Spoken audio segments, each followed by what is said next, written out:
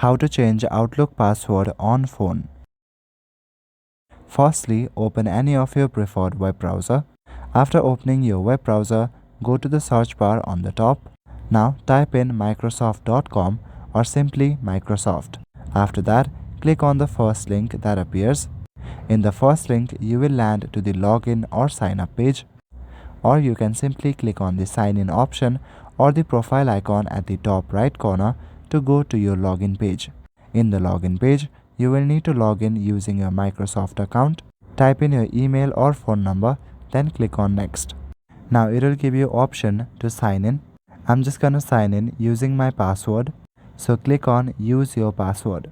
Enter your password, and if you don't remember, then click on forgot your password. Once you are signed in, click on your account at the top right corner.